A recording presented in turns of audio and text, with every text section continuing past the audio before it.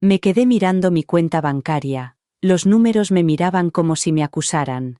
Había desaparecido la friolera de $20.000. Me llamo Rebecca Wilson, tengo 32 años y he pasado toda mi vida adulta ascendiendo en la escala corporativa como analista financiera. Sé el valor del dinero mejor que la mayoría. Sé cuántas horas extras y fines de semana sacrificados me costó ahorrar esa cantidad. Se suponía que iban a ser el pago inicial, mi oportunidad de ser dueña de un pedazo del sueño americano. En cambio, se los dieron para salvar la casa de mis padres de la ejecución hipotecaria. No fui ingenua cuando firmé ese cheque, al menos no creía serlo, a pesar de los años que nos separaban. No podía quedarme de brazos cruzados viendo cómo Thomas y Margaret Wilson lo perdían todo cuando mi madre me llamó llorando por la notificación de ejecución hipotecaria. Algo se rompió dentro de mí. Pensé que tal vez, solo tal vez, este gesto curaría las heridas que habían estado supurando en nuestra familia durante décadas. Me equivoqué. Lo que nunca esperé, lo que todavía no puedo entender, es que, después de salvar su casa con mi cheque, me cortaran completamente el contacto, bloquearan mi número, devolvieran mis cartas sin abrir, y le dijeran a la familia extendida que no mencionaran mi nombre, como si hubiera dejado de existir en el momento en que se hicieron efectivos los fondos. $20.000 fue el precio que pagué por descubrir lo que significaba para ellos. No era una hija, no era una persona a la que querían, solo un recurso financiero que podían agotar y desechar. No dejo de repetir en mi cabeza nuestra última conversación, buscando pistas que se me escaparon, preguntándome cuándo exactamente me convertí en alguien prescindible para las personas que me dieron la vida. Esta es la historia de cómo intenté arreglar las cosas con mis padres pagando sus deudas, solo para que ellos cobraran mi cheque y luego me borraran de sus vidas para siempre. Crecí en una modesta casa de estilo colonial en Lexington, un barrio de clase media a las afueras de Boston. Vivía una vida que parecía normal en apariencia.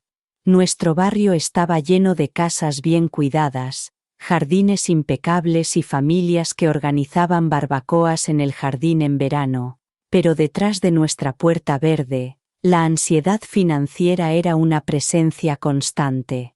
Mi padre, Thomas Wilson, tenía su propia pequeña empresa de construcción, Wilson Building Solutions. El negocio era muy irregular. Un mes celebrábamos un gran contrato con una cena en Bertui, y al mes siguiente comíamos macarrones con queso durante una semana porque no nos habían pagado. Mi madre, Margaret, trabajaba a tiempo parcial como recepcionista en una clínica dental, pero tenía gustos caros. Veía cómo nuestros vecinos cambiaban de coche o renovaban sus cocinas y, de repente, nuestro Honda, que funcionaba perfectamente, necesitaba ser sustituido o nuestras encimeras estaban anticuadas. Las tarjetas de crédito cubrían la diferencia entre sus ingresos y gastos, algo que descubrí a los 12 años cuando, por accidente, abrí una factura y vi el saldo de 5 cifras. Yo era la responsable desde muy pequeña, mientras que otros niños recibían una paga. A los 13 años empecé a hacer de canguro, a los 14 ordenaba libros en la biblioteca local, y a los 15 trabajaba los fines de semana en un centro comercial. Al principio estaba orgullosa de contribuir comprando mi propia ropa y material escolar, pero luego llegó el momento de pedir prestados $20 de mi cajón para la gasolina y 50 de mi dinero de cumpleaños, porque el cliente de mi padre se había retrasado en el pago. Mis padres nunca parecían considerar mi dinero como realmente mío. La familia Becca ayuda a la familia, decía mi madre cada vez que le preguntaba dónde estaban mis ahorros. La culpa era sutil pero eficaz cuando quería comprar entradas para un concierto con mis amigos. Debe de ser estupendo tener dinero extra para divertirte mientras nosotros nos apañamos para pagar la factura de la luz. Cuando me subieron el sueldo en mi trabajo a tiempo parcial, maravilloso, cariño, esos $60 extra a la semana nos vendrán muy bien para el seguro del coche. Constantemente me comparaban con mis primos, especialmente con Michael, que les daba a sus padres todo el sueldo de su trabajo de verano. Es un hijo que entiende la lealtad familiar, comentaba mi padre con tono sarcástico durante la cena. Cuando cumplí 17 años, abrí una cuenta bancaria secreta en un banco diferente al de mis padres. Depositaba allí la mayor parte de mis ingresos y dejaba solo lo justo en mi cuenta visible para no levantar sospechas. Incluso entonces entendía que protegerme económicamente no era ser egoísta, sino inteligente, pero eso no impedía que la culpa me carcomiera por dentro y me hiciera preguntarme si era una mala hija por querer ser independiente económicamente. Es una pregunta que me perseguiría durante años, mucho después de haber dejado atrás aquella puerta verde. El último año de instituto marcó mi primer acto de rebeldía, aunque no debería haberse considerado tal, después de pasar innumerables noches estudiando hasta tarde para mantener una nota media de 4,2 mientras trabajaba 20 horas a la semana. Obtuve una beca importante para la Universidad de Boston por méritos. La reacción de mis padres no fue la que esperaba. En lugar de puro orgullo, noté un trasfondo de cálculo. «Es perfecto», dijo mi padre mientras revisaba el paquete de ayuda financiera. «Puedes vivir en casa y desplazarte todos los días. Piensa en todo el dinero que nos ahorraremos en alojamiento y manutención». No se le escapó la Wii, ni la suposición de que seguiría viviendo bajo su techo y control financiero. Cuando anuncié mi intención de vivir en el campus, comenzó la batalla. «Qué desagradecida», dijo mi madre entre sollozos. «Después de todo lo que hemos sacrificado por tu educación». Papá fue más directo. «Es una irresponsabilidad financiera, Rebeca. ¿Por qué malgastar dinero en una residencia cuando tienes una habitación perfecta aquí?» Me mantuve firme y le expliqué que vivir en el campus me permitiría sumergirme de lleno en la vida universitaria, unirme a grupos de estudio y hacer contactos. Las verdaderas razones, liberarme de su control financiero y tener espacio para respirar sin sentirme culpable, no llegaron a decirse. En agosto me mudé a Warren Towers con la ayuda de mis padres para descargar mis pocas pertenencias. «Espero que esta experiencia merezca la pena el sacrificio que supone para la familia», dijo mi madre al marcharse. Durante esos 4 años de universidad, trabajé más de lo humanamente posible, mientras mi compañera de piso, Zoe, asistía a fiestas y se unía a clubes.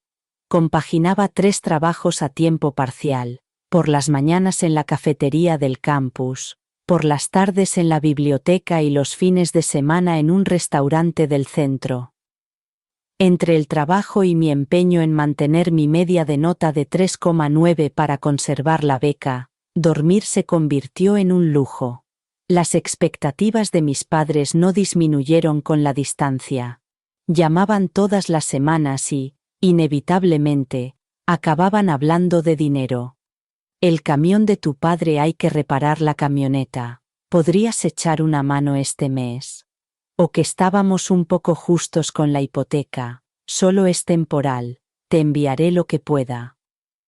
Normalmente, esto iba acompañado de una sensación de vacío al saber que me veían más como una fuente de ingresos que como una hija que estaba forjando su propio camino. El contraste entre mi situación familiar y la de los demás se hacía dolorosamente evidente cada vez que los padres de Zoe venían de visita. Traían paquetes con cosas, Nos llevaban a cenar las dos, y nos preguntaban por las clases sin ningún interés económico. Estaban invirtiendo en el futuro de su hija. Mis padres parecían considerar mi educación como una forma de recuperar su inversión. El golpe más duro llegó el día de la graduación. Durante 4 años había marcado el 15 de mayo en todos los calendarios, y lo había resaltado en amarillo, el día en que todos mis sacrificios culminarían con mi paseo por el escenario. 3 meses antes de la ceremonia, les recordé la fecha a mis padres. 2 meses antes, les envié la invitación formal con la tarjeta de confirmación de asistencia, y 1 mes antes, llamé para confirmar que estarían allí. El día antes de la graduación, mi padre llamó para decir que había surgido algo. Becca Johnson me ha ofrecido un contrato de última hora que empieza hoy. No puedo rechazar el trabajo, y mi madre no quiere conducir sola por la ciudad, así que se queda en casa también. Me senté sola con mi toga y mi birrete mientras llamaban a los nombres, y veía cómo otras familias vitoreaban y tomaban fotos. Los padres de Zoe me trajeron flores y nos tomaron fotos juntos, y su amabilidad hizo que mi ausencia resultara aún más aguda esa noche, mientras mis compañeros de clase celebraban con sus familias. Empacé mi apartamento sola, con lágrimas cayendo en silencio mientras guardaba en cajas 4 años de recuerdos y expectativas rotas. Algo cambió en mí ese día, se formó un caparazón protector alrededor de mi corazón. Si no se molestaron en aparecer en uno de los días más importantes de mi vida después de haber tenido meses para planearlo, tal vez la distancia que habían estado creando no solo era física, sino necesaria para mi supervivencia emocional. 3 semanas después de la graduación llegó la oferta de trabajo de Meridian Financial en Chicago, analista financiero junior, $48,000 al año más beneficios. No era excepcional, pero era un comienzo sólido con potencial de crecimiento. El verdadero atractivo residía en los 700 kilómetros que me separaban de Boston.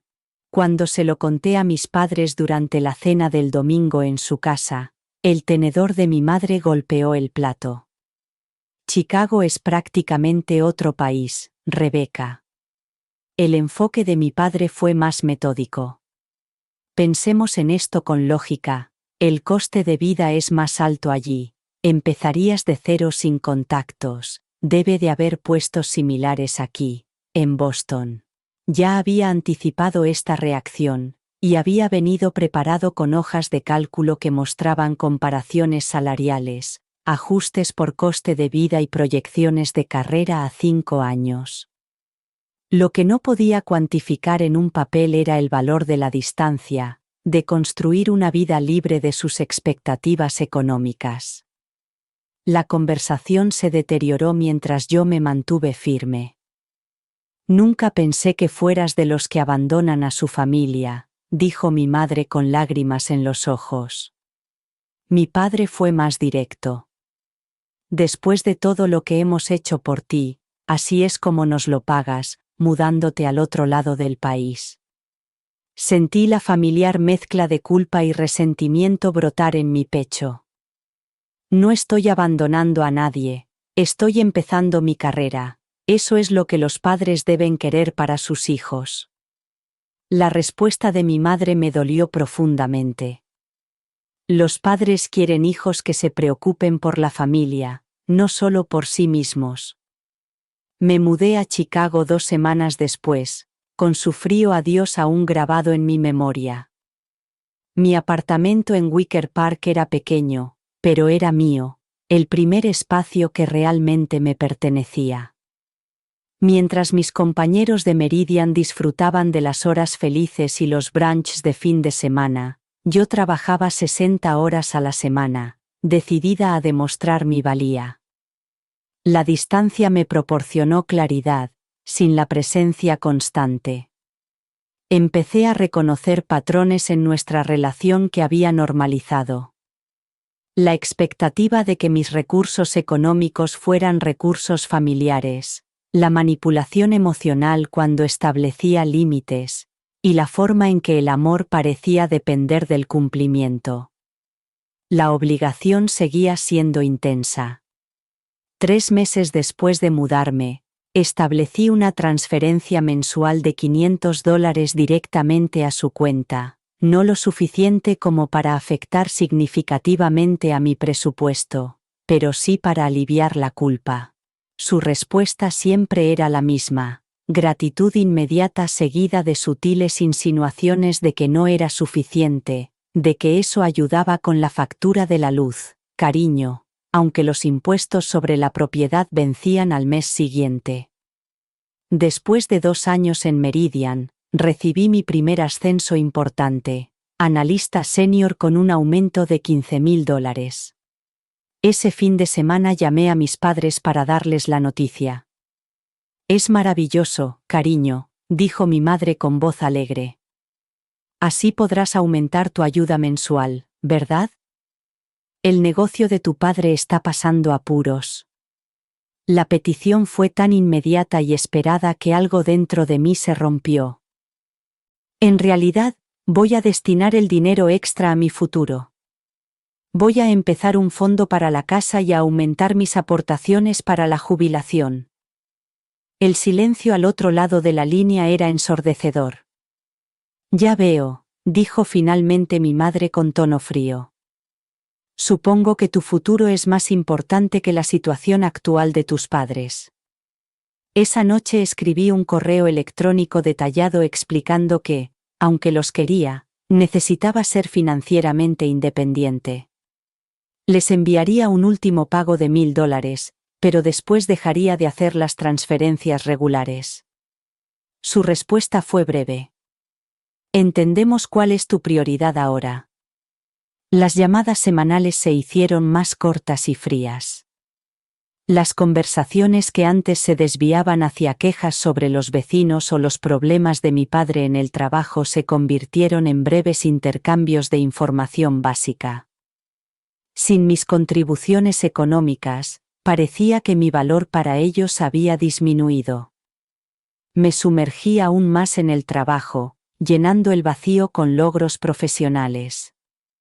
Para mi sorpresa, en mi 3er año en Chicago, conseguí otro ascenso y empecé a salir con Mark, un ingeniero arquitectónico atento que había crecido con unos padres cariñosos y comprensivos.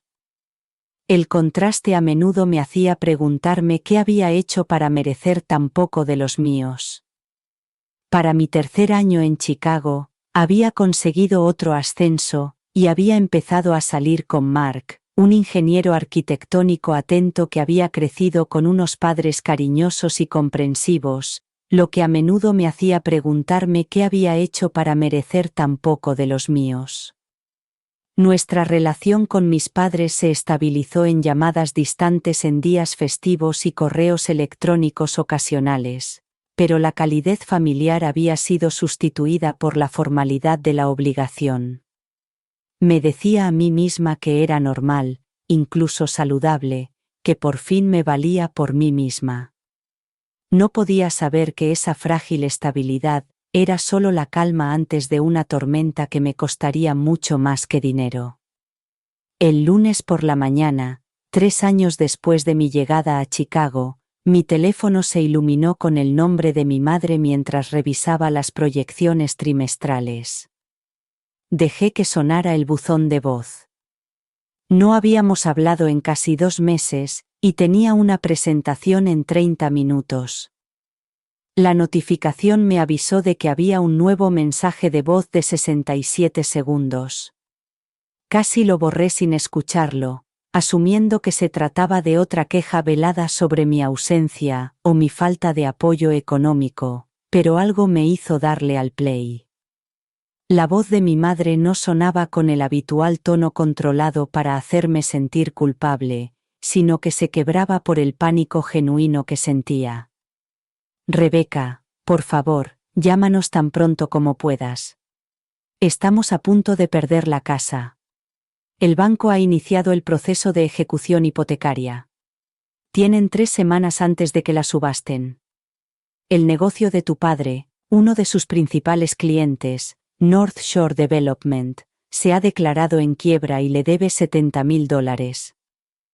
Hemos intentado usar las tarjetas de crédito, pero ya hemos agotado todos los límites. No tenemos a dónde ir si perdemos la casa. Por favor, Becca, sé que las cosas no han ido bien entre nosotras, pero necesitamos tu ayuda. Me quedé paralizada, con el café enfriándose a mi lado, mientras veía cómo empezaba a resquebrajarse el muro que había construido cuidadosamente entre mis padres y mis finanzas. Aplacé mi presentación y llamé a la doctora Patterson, la terapeuta con la que había estado viendo desde que me mudé a Chicago. Este es exactamente el patrón del que hemos hablado, Rebecca, me advirtió durante nuestra sesión telefónica de emergencia. Su emergencia financiera se convierte en tu emergencia emocional. Antes de tomar cualquier decisión, piensa si estás permitiendo comportamientos destructivos. Sus palabras tenían sentido lógico, pero no era la lógica lo que me provocaba el nudo en el estómago. No se trataba de $20 prestados o del dinero del cumpleaños que me había hecho sentir culpable. Era la casa de mi infancia, el lugar que, a pesar de todo, todavía aparecía en mis sueños. Esa noche, después de dar vueltas por mi apartamento durante horas, les volví a llamar. El teléfono sonó 5 veces antes de que papá contestara.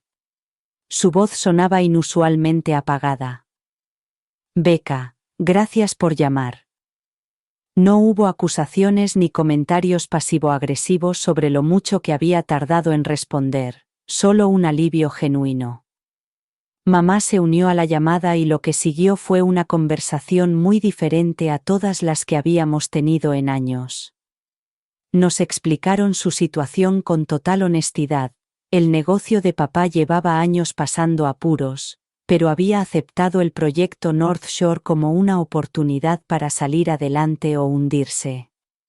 Cuando se declararon en quiebra a mitad del proyecto, se quedaron con facturas sin pagar y materiales que ya habían comprado a crédito. Estaban pidiendo dinero prestado de una tarjeta de crédito para pagar otra, una espiral financiera mortal que reconocí por mi formación profesional. Estaban ahogados con la hipoteca, ya que habían pedido préstamos con la garantía de la casa para mantener el negocio a flote, y ahora tenían casi $50,000 de deuda. Lo hemos intentado todo, dijo mamá con voz débil y extraña. Incluso tu padre solicitó trabajo en Home Depot, pero a sus 62 años, solo le ofrecieron un trabajo a tiempo parcial con el salario mínimo. Entonces llegó algo que nunca esperé. Una disculpa. Sabemos que no hemos sido justos contigo, Becca, dijo papá, aclarando la garganta. Te presionamos demasiado, esperábamos que solucionaras nuestros problemas. Eso no estuvo bien. Eras solo una niña, y, incluso de adulta, nuestros problemas financieros no son tu responsabilidad, añadió mamá. No hemos sido justos contigo, Becca, dijo papá aclarando la garganta. Te hemos presionado demasiado, esperábamos que resolvieras nuestros problemas y eso no estaba bien. Eras solo una niña, y incluso ahora que eres adulta, nuestros problemas financieros no son tu responsabilidad, añadió mamá. Estábamos tan centrados en nuestras dificultades que no nos dábamos cuenta de cómo te estábamos haciendo daño. Me arrepiento cada día de no haber ido a tu graduación. La conversación duró casi 2 horas, con lágrimas fluyendo por ambos lados de la línea. Admitieron que les molestaba mi independencia porque demostraba sus propios fracasos económicos. Expresaron un orgullo genuino por mi carrera, sin el habitual trasfondo de ¿qué hay para nosotros? Cuando colgamos, algo había cambiado por primera vez en mi vida adulta. Me sentí vista por mis padres, no como un recurso económico, sino como una hija a la que querían volver a conectar. Al día siguiente, Me enviaron por correo electrónico documentos financieros detallados que mostraban exactamente lo que debían. $20.000 detendrían la ejecución hipotecaria y pagarían las tarjetas de crédito con los intereses más altos. Era la cantidad exacta de mi fondo de emergencia para la casa. Mientras miraba esos números, supe que me encontraba en una encrucijada. Esto podría ser el comienzo de la curación de nuestra relación o la continuación de un patrón destructivo. A pesar de las advertencias del Dr. Patterson y de la sabiduría que había adquirido tras años manteniendo límites financieros, me sentí inclinada a ayudarles. Quizás esta vez sería diferente. La decisión pesaba sobre mí como una presencia física. $20.000, todo el dinero que había ahorrado para la entrada de mi casa, fruto de 4 años de ahorro agresivo, horas extras y vacaciones renunciadas. Programé una sesión de terapia de emergencia con la doctora Patterson, que mantuvo su actitud profesional a pesar de su evidente preocupación. Rebecca, no puedo decirte qué hacer, pero quiero que consideres tus patrones de comportamiento. ¿Qué pruebas tienes de que esta vez será diferente? No tenía una buena respuesta, solo un presentimiento, una esperanza nacida de la vulnerabilidad en sus voces. Ese fin de semana invité a mi mejor amiga, Zoe, y a mi novio, Mark, a mi apartamento para pedirles consejo. Zoe, que había sido testigo de las secuelas emocionales de la ausencia en la graduación, se mostró escéptica. Te han mostrado quiénes son durante años, Bex. La gente no cambia de la noche a la mañana por una conversación sincera. Mark, cuya relación con sus propios padres se basaba en el respeto mutuo, adoptó un enfoque más mesurado. Si haces esto, necesitas establecer límites claros. No puedes ser un cheque en blanco sin expectativas.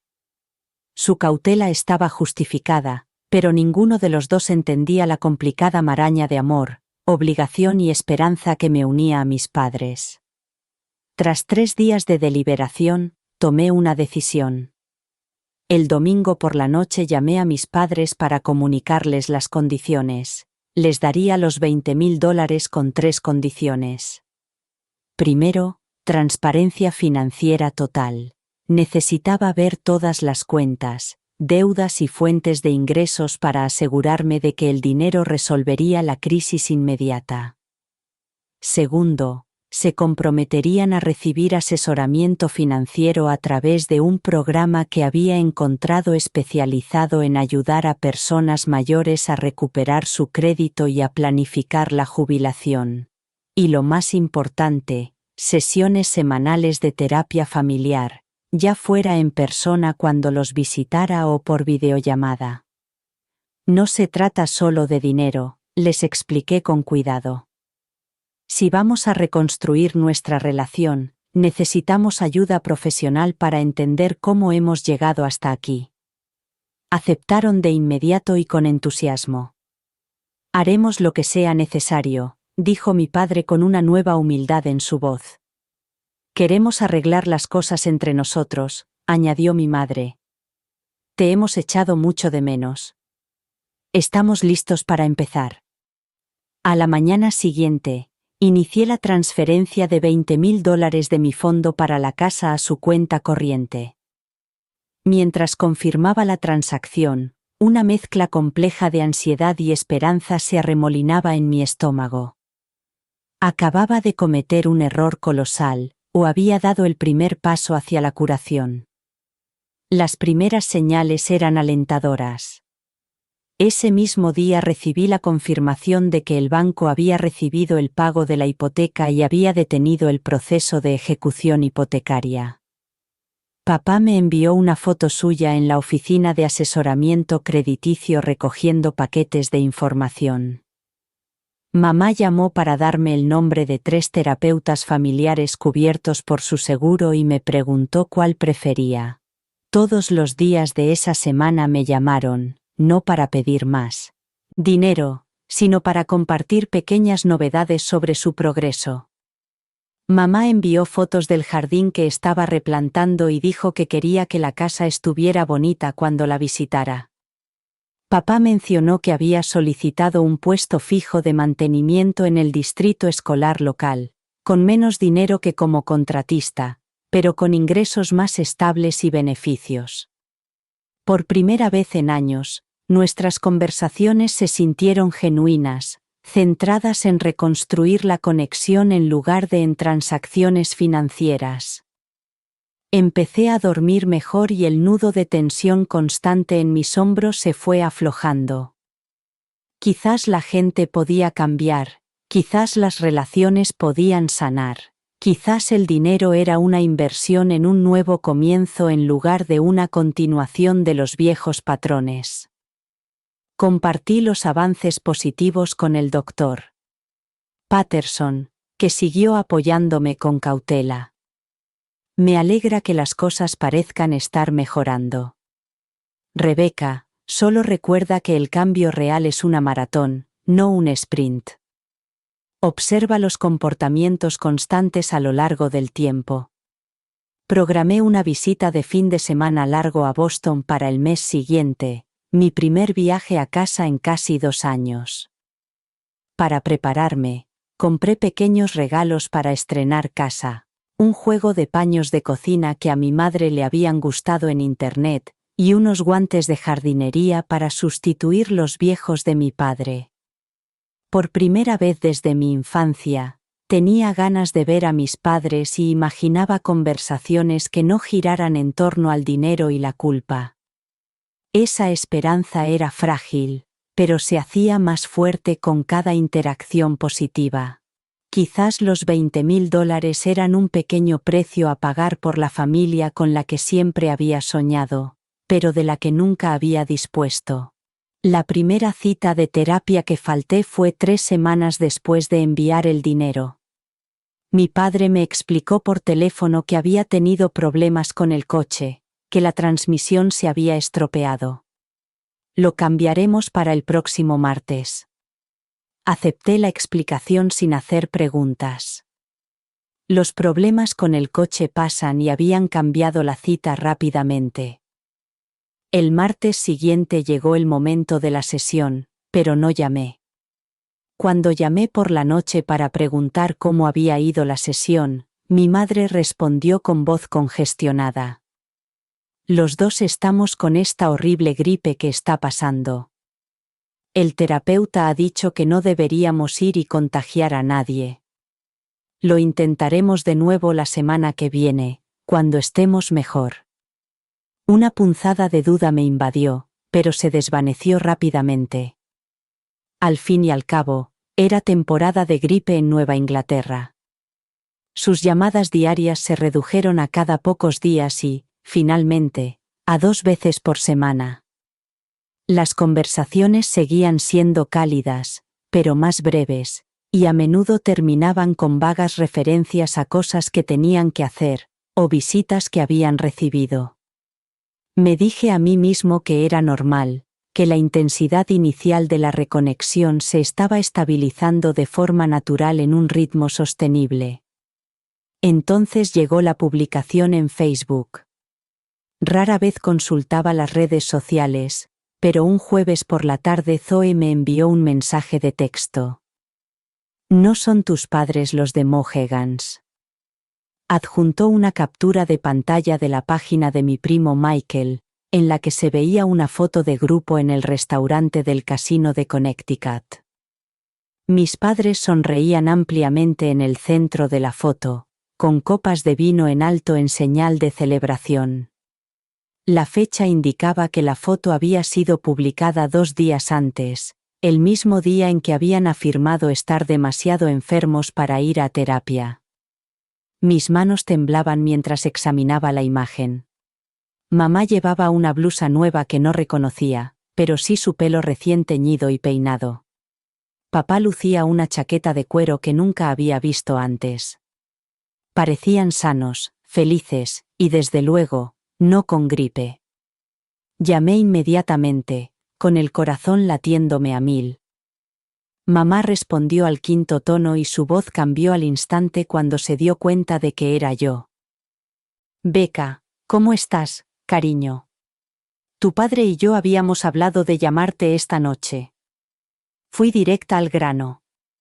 He visto la publicación de Facebook de Michael desde el casino. Me dijiste que estabas demasiado enferma para ir a terapia, pero que estabas lo suficientemente bien como para ir a jugar y a cenar. El silencio se prolongó durante varios segundos antes de que ella respondiera a la defensiva y con dureza. ¿Nos estás espiando, Rebecca? ¿Nos controlas como si fuéramos niños? Para entonces nos encontrábamos mejor y tu tía Sandra insistió en que nos uniéramos a ellos para celebrar su cumpleaños. Solo fue una cena, por el amor de Dios. Se me hizo un nudo en la garganta. La terapia fue idea tuya, mamá. Los dos dijisteis que era importante para vosotros. Papá cogió el teléfono. Escucha, Becca, agradecemos tu ayuda con la casa, pero eso no te da derecho a controlar todos nuestros movimientos. Somos adultos y iremos a la terapia cuando las cosas se calmen. Cuando se calmen las cosas. Aquella frase me golpeó como un puñetazo físico. Las mismas palabras que habían usado durante toda mi infancia para posponer promesas. Iremos a tu recital cuando las cosas se calmen. Haremos ese viaje a Nueva York cuando las cosas se calmen. Las cosas nunca se calman. Terminé la llamada sintiéndome vacía. La esperanza de las últimas semanas se había convertido en la decepción que tanto temía. Esa noche les envié un mensaje de texto para sugerirles que me visitaran ese fin de semana para ver cómo les iba con el asesoramiento financiero, y tal vez asistir juntos a una sesión de terapia. La respuesta de mi madre llegó horas más tarde. No es un buen momento, cariño. Estamos haciendo reformas en casa y está todo desordenado. Planifiquémoslo para el mes que viene. Me senté en mi apartamento a oscuras. No podía evitar recordar las advertencias del doctor Patterson. El patrón se repetía, pero yo quería desesperadamente estar equivocada. Quizá realmente estaban haciendo reformas. Quizá realmente irían a terapia el mes que viene. Quizá no se trataba de una historia que se repitiera, pero, a medida que los días se convertían en semanas, las pruebas se acumulaban, las llamadas se hacían menos frecuentes y su tono era cada vez más irritado cuando mencionaba la terapia o el asesoramiento financiero. Cada vez que sugería visitarlos, encontraba una nueva excusa. La calidez inicial tras la transferencia de dinero se había esfumado por completo. Lo intenté una última vez enviando un correo electrónico cuidadosamente redactado en el que expresaba mi preocupación porque no se estuviera cumpliendo nuestro acuerdo. La respuesta de mi padre fue: Kurt, estamos trabajando en ello a nuestro ritmo, no necesitamos que nos controles constantemente.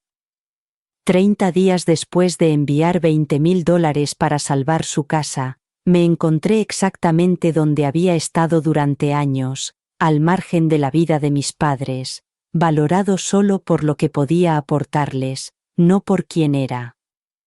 La realidad se apoderó de mí como hielo en las venas. Había tenido razón al esperar, pero me había equivocado al creer que el dinero podía cambiar patrones establecidos durante décadas. Cuando mayo dio paso a junio, me preparé para aceptar otra dolorosa lección sobre las personas que me habían criado. El mensaje de mi tía Helen llegó un martes por la mañana, mientras presentaba las previsiones trimestrales a la dirección. Solo quería decirte lo maravilloso que es que estés ayudando a tus padres después de todo lo que hicieron por ti. Tu madre le ha contado a todo el mundo del club de lectura que les has dado $20,000 como regalo de agradecimiento por sus años de sacrificio. Todos estamos muy orgullosos de que les devuelvas su apoyo. Me excusé de la reunión, me encerré en un baño y leí el mensaje 3 veces. Cada palabra era como un puñal. Regalo de agradecimiento. Años de sacrificio. La historia que habían construido no se parecía en nada a la realidad, a la manipulación financiera y emocional, a nuestro cuidadoso acuerdo sobre cómo se utilizaría el dinero, a las promesas de terapia y reconstrucción. No solo estaban incumpliendo nuestro acuerdo, sino que estaban reescribiendo activamente la historia para presentarse como unos padres generosos, y a mí como una hija agradecida. Algo cambió dentro de mí. El dolor se convirtió en determinación. Ese viernes reservé un vuelo de última hora a Boston, alquilé un coche en el aeropuerto Logan y conduje por la ruta familiar hacia Lexington sin avisar con antelación. La tarde de junio era perfecta, como una postal, con rododendros en flor a lo largo de los cuidados jardines. Al girar hacia Oak Street, vi mi casa de la infancia y sentí que se me cortaba la respiración. La casa estaba mejor que en años, tenía la pintura fresca en las contraventanas, un nuevo jardín en el patio delantero y, aparcado en la entrada, un reluciente Lexus sedán plateado que definitivamente no estaba allí la última vez que vine. Me senté en el coche de alquiler durante varios minutos, reuniendo valor antes de subir por la recién limpiada y pulida acera y llamar a la puerta. Se oyeron pasos, seguidos de la voz de mi padre a través de la puerta. ¿Quién es? Soy Rebeca, respondí con voz más firme de lo que me sentía. La puerta se abrió lentamente y la expresión de mi padre pasó de la sorpresa a la irritación apenas disimulada. Becky, ¿qué haces aquí? Deberías haber llamado antes. ¿Puedo pasar?, pregunté entrando ya en el vestíbulo. El interior me dejó sin aliento. Habían desaparecido los muebles desgastados y la decoración anticuada. El salón estaba amueblado con un nuevo sofá modular de cuero, una mesa de centro de cristal y, colgada en la pared, una enorme televisión de pantalla plana de al menos 60 pulgadas. A través del arco, vislumbré un comedor que no reconocía, que brillaba bajo una nueva lámpara de araña. Mamá salió de la cocina secándose las manos con una toalla, y rápidamente, disimuló su sorpresa con una sonrisa forzada. Rebeca, qué sorpresa tan inesperada, estábamos almorzando. La cocina de detrás de ella había sido reformada, encimeras de granito nuevas, electrodomésticos de acero inoxidable y armarios a medida instalados durante las obras que se habían hecho en la casa, y que habrían justificado posponer mi visita. Me quedé de pie mientras me ofrecían bebidas y aperitivos con torpeza, disculpándose por el desorden de una casa que parecía haber sido limpiada por profesionales. Cuando finalmente nos sentamos a la nueva mesa de cristal del comedor, hice la pregunta que me quemaba en la garganta. ¿Cómo iba el asesoramiento financiero?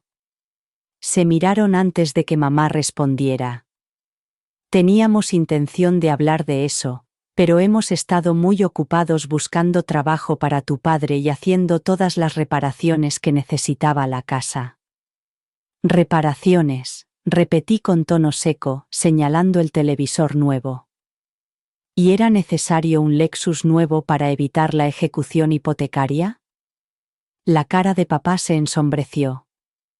Escucha, Rebeca, no tenemos por qué darte explicaciones sobre cómo gastamos nuestro dinero.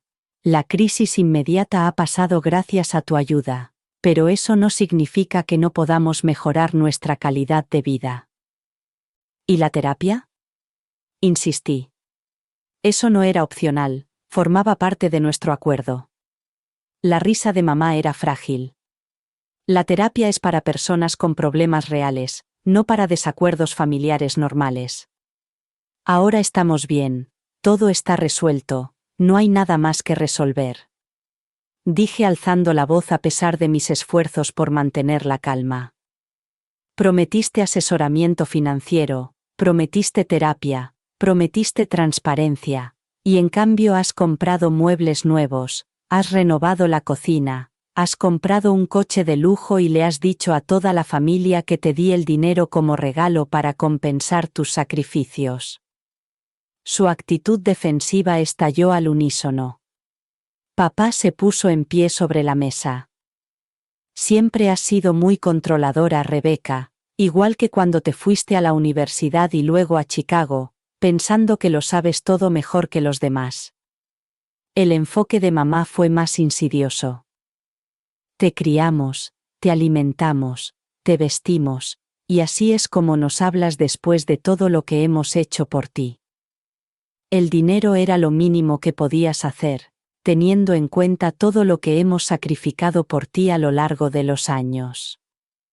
A partir de ahí, la conversación se descontroló y salieron a la luz años de resentimiento por ambas partes. Cuando mencioné que el dinero era para la entrada de mi casa, mamá lo descartó con un gesto. Eres joven, ganas mucho dinero, puedes volver a ahorrarlo, a tu edad no necesitas una casa. Las palabras de papá fueron las que más me dolieron. Solo nos ayudaste para sentirte superior, para poder controlarnos con tus condiciones y tus exigencias de terapia. No necesitamos tu juicio ni tu dinero con condiciones.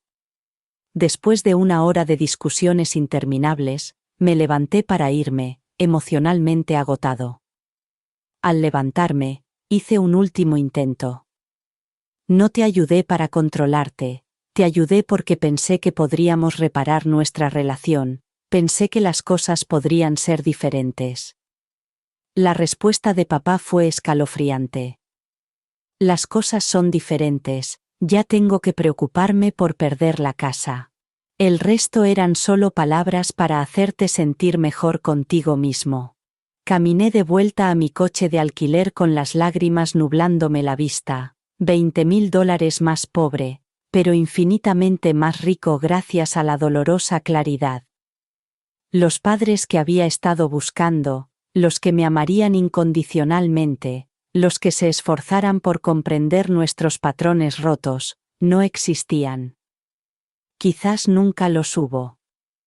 El camino de vuelta al aeropuerto de Logan pasó rápidamente, con mi mente repitiendo la discusión y buscando algo que podría haber dicho o hecho de otra manera. El domingo por la noche, de vuelta en mi apartamento de Chicago, el agotamiento emocional dio paso a la determinación. Aún así, no estaba dispuesto a rendirme por completo. Después de consultar con el doctor Patterson, redacté un largo correo electrónico a mis padres. Reconocí mi ira y mi decepción, pero expresé mi voluntad de seguir adelante si se comprometían a cumplir el acuerdo original sobre la terapia. Entiendo que el asesoramiento financiero pueda parecer innecesario ahora, escribí, pero la terapia familiar es imprescindible si queremos tener alguna relación en el futuro. Pasé horas redactando cada frase, equilibrando la honestidad con la compasión, estableciendo límites sin acusaciones. Pulsé, enviar, y esperé. Pasó un día, 2, 3. Al final de la semana, el silencio era ensordecedor. Llamé a su teléfono fijo y sonó el buzón de voz. Probé con sus móviles y el buzón de voz era la respuesta. Les envié mensajes sencillos y sin confrontaciones pidiéndoles que respondieran a mi correo electrónico. Nada. El lunes siguiente llamé desde el teléfono de mi oficina, pensando que podrían estar bloqueando mi número. Papá respondió y sentí un momento de alivio antes de que reconociera mi voz. Rebecca, tu madre y yo necesitamos espacio, no vuelvas a llamar por ahora. La llamada se cortó antes de que pudiera responder. Esa noche descubrí que me había bloqueado el número en sus dos teléfonos. Mis mensajes aparecían como no entregados, y las llamadas iban directamente a un buzón de voz genérico. La ruptura digital se sentía como un dolor físico, como un miembro fantasma que seguía intentando usar a pesar de su ausencia. Mi 33º cumpleaños llegó 2 semanas después. Les había enviado una invitación para visitar Chicago junto con una tarjeta en la que expresaba mi deseo de arreglar las cosas. El sobre volvió a mi buzón con la marca «Devolver al remitente», escrita con la letra irregular de mi padre. Me puse en contacto con mi primo Michael para preguntarle si mis padres habían hablado de nuestro desacuerdo. Su respuesta fue incómoda, solo pidió perdón. La familia es lo más importante para el orgullo. La historia se había consolidado. Yo era la hija desagradecida que se había vuelto contra sus padres amorosos. Sin acceso a su versión de los hechos, no tenía forma de rebatirlo. A medida que el verano daba paso al otoño, mis intentos por contactar con ellos se hicieron menos frecuentes, pero más desesperados. Envié una carta manuscrita por correo certificado con acuse de recibo. El seguimiento indicaba que mi carta había sido rechazada. También envié por correo electrónico artículos sobre el distanciamiento familiar y la reconciliación. No obtuve respuesta. Envié tarjetas de Navidad y de cumpleaños, pensando que seguramente alguna ocasión rompería el muro de silencio, pero todas fueron devueltas sin abrir. El final definitivo llegó 3 meses después de mi visita conflictiva. Llegó una carta en un sobre comercial con mi nombre y dirección escritos a máquina en lugar de a mano. En el interior había una sola hoja de papel formal y fría como un documento legal. Querida Rebeca. Después de pensarlo detenidamente, hemos decidido que sería mejor para todos que dejáramos de mantener el contacto. A pesar de que agradecemos tu ayuda económica a principios de este año, las condiciones y juicios que la acompañaban han dejado claro que nuestra relación no puede continuar de manera productiva. Por favor, respeta nuestros deseos y abstente de cualquier intento de comunicación. Cualquier correspondencia futura será devuelta sin abrir. Thomas y Margaret Wilson. No ponían mamá y papá, ni siquiera firmaban manuscritamente, solo ponían sus nombres completos escritos a máquina, como si fueran un socio comercial al que despiden. Junto con la carta, adjuntaban las tarjetas de cumpleaños y Navidad que les había enviado sin abrir. No solo me habían cortado el paso, sino que me habían borrado de su vida. Los $20,000 me habían dado claridad. Nunca quise eso. A los ojos de mis padres, yo valía exactamente lo que podía darles, nada más. La depresión que siguió a esto fue diferente a todo lo que había experimentado antes. En el trabajo, funcionaba en piloto automático. Mi rendimiento había bajado lo suficiente como para que mi supervisor expresara su preocupación. Me alejé de mis amigos y evitaba que me hicieran preguntas sobre la familia o las vacaciones. Lo peor eran las noches. Me quedaba despierta repasando mi infancia, buscando el momento en que me convertí en prescindible para ellos, preguntándome si alguna vez me habían querido de verdad. Cuestionaba cada recuerdo, cada interacción, mi propio valor como hija y como persona. Si las personas que me habían traído al mundo podían desecharme por completo, ¿qué decía eso de mí? La doctora Patterson aumentó nuestras sesiones a 2 veces por semana, y me guió con delicadeza a través del dolor de perder a unos padres que seguían vivos, pero que me habían dado por muerta. Estás de luto tanto por la relación que tenías como por la que querías pero nunca recibiste. Me explicó que ambas pérdidas eran reales y válidas. La parte racional de mí entendía que era un problema suyo, no mío, y que su comportamiento reflejaba sus propios patrones dañados, pero la niña herida que había en mí no podía dejar de preguntarse. ¿Y si hubiera sido diferente? ¿Y si hubiera dado el dinero sin condiciones? ¿Y si nunca me hubiera mudado? ¿Y si? El bucle infinito de dudas que me mantenía paralizada entre la ira y el deseo desesperado de volver a tener la familia que nunca tendría. Tras 6 meses de terapia centrada específicamente en el distanciamiento con mi familia, la doctora Patterson me sugirió que me uniera a un grupo de apoyo para hijos adultos de padres emocionalmente ausentes. El aislamiento refuerza la creencia de que hay algo malo en ti, me explicó. Escuchar las experiencias de otros puede ayudarte a contextualizar las tuyas. Yo era escéptica, pero estaba desesperada. El martes siguiente por la tarde, me senté en una incómoda silla plegable en la sala de reuniones de un centro comunitario, rodeada de 12 desconocidos que entendían mi dolor sin necesidad de que les explicara nada. Lisa, cuya madre la había repudiado por casarse fuera de su religión. James, cuyo padre solo se comunicaba a través de críticas. Sofía, cuyos padres utilizaban la ayuda económica como mecanismo de control, muy parecido al de los míos.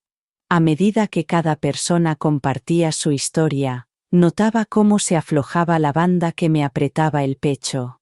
No estaba sola, no estaba rota, no era incapaz de ser amada, simplemente era la hija adulta de unos padres que carecían de las herramientas emocionales necesarias para amar de forma sana.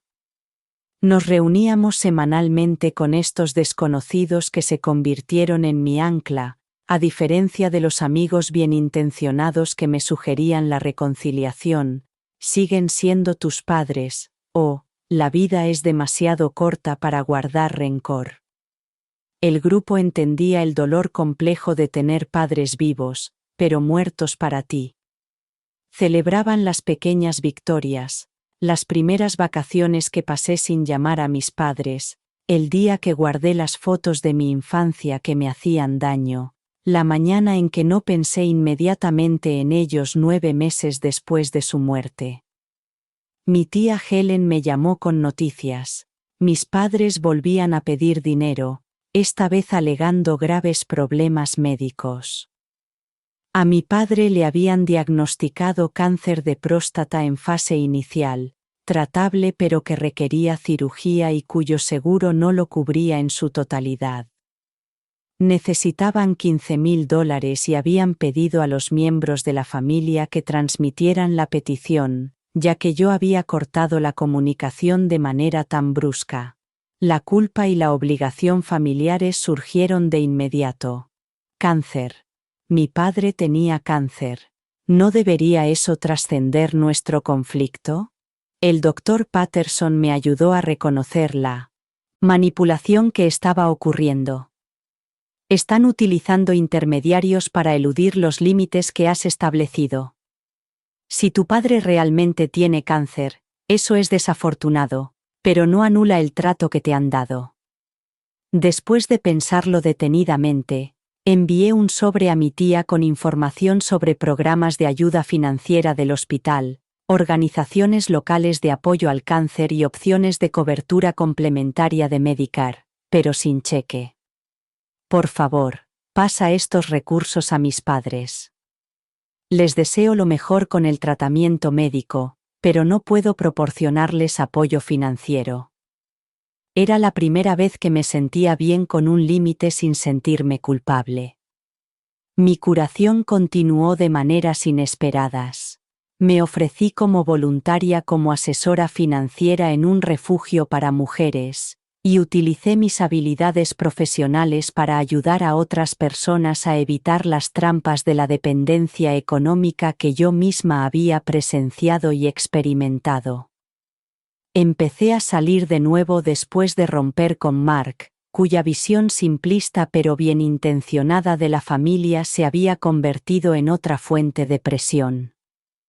Me centré en reconstruir mi fondo para la casa, observando con silenciosa satisfacción cómo las cifras volvían a crecer hasta alcanzar los $20,000 y superarlos.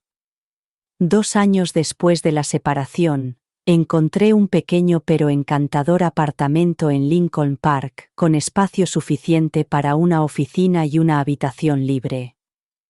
El día que firmé los documentos de la hipoteca, sentí una profunda sensación de logro teñida de tristeza. Este hito debería haberlo compartido con mi familia, pero en su lugar invité a mi familia elegida, Zoe y su marido, mis amigos del grupo de apoyo y mis compañeros de trabajo, que se habían convertido en confidentes durante mis días más oscuros. Me ayudaron a trasladar los muebles, colgar las cortinas, abastecer la cocina, y organizaron una fiesta improvisada de inauguración con copas de champán de una tienda de todo a $1 y un pastel de la tienda de comestibles. Mientras brindábamos por mi nuevo hogar, miré a mi alrededor y vi a estas personas que no esperaban nada de mí, excepto autenticidad y apoyo mutuo. Pasaron 3 años sin tener contacto con mis padres ni con el resto de la familia. De vez en cuando me llegaban noticias. El tratamiento contra el cáncer de mi padre había tenido éxito. Habían hecho un crucero por Alaska, y mi madre se había sometido a una pequeña operación del túnel carpiano. Cada noticia tenía menos carga emocional que la anterior. Ya no revisaba el buzón con la esperanza de encontrar una carta de reconciliación, ni temía ver su número en el identificador de llamadas. El dolor no había desaparecido, pero se había transformado en una herida sorda con la que podía vivir.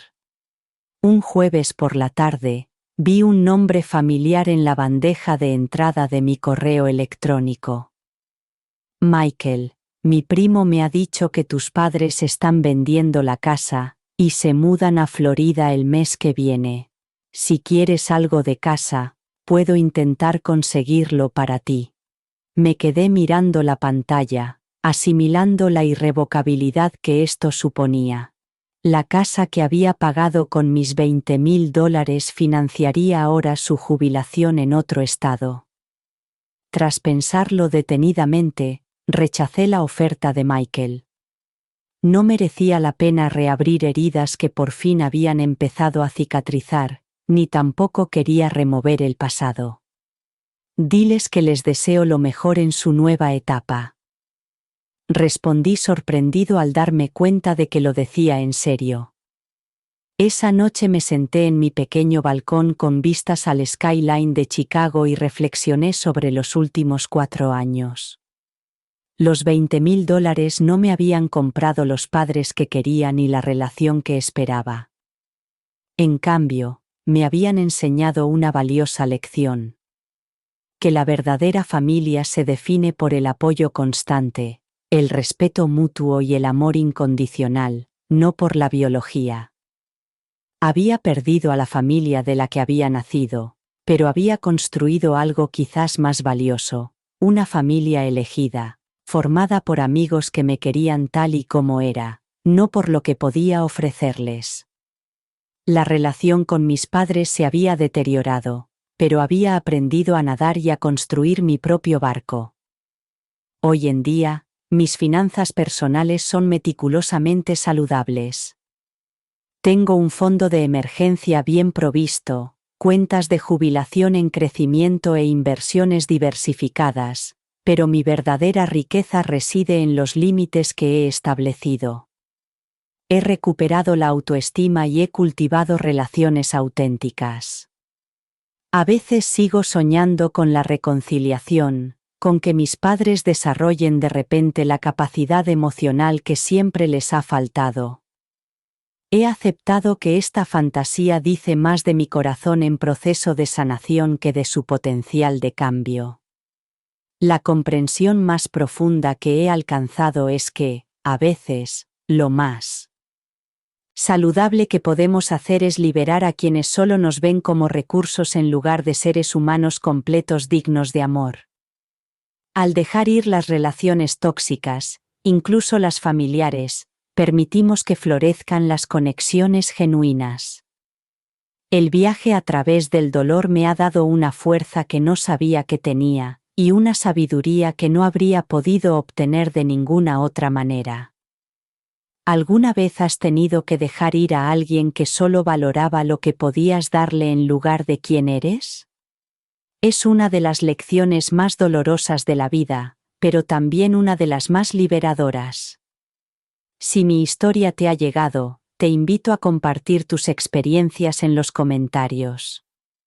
A veces, saber que no estamos solos en estas batallas es el primer paso hacia la sanación. Gracias por escuchar mi viaje de analista financiero a sabio emocional, de relaciones en bancarrota al autoconocimiento más profundo. Espero que traiga algo de consuelo o claridad a cualquiera que esté recorriendo un camino similar.